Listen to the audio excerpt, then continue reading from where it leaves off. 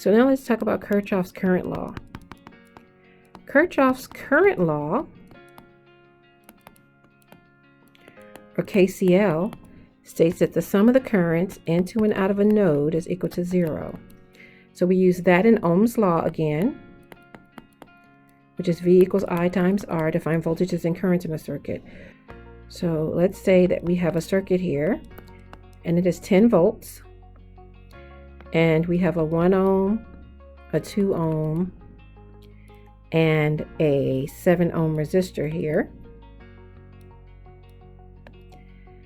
This circuit has 2 nodes. It has one at the bottom and one at the top. Everything is in parallel. Elements in parallel have the same voltage, so everything has 10 volts across it. So the current down through the 1 ohm, down through the 2 ohm, and down through the 7 ohm. The current down through the 1 ohm resistor is 10 divided by 1, which is 10 amps. The current down through the 2 ohm resistor is 10 divided by 2, which is 5 amps. The current down through the 7 ohm resistor is 10 divided by 7, or 10 over 7 amps.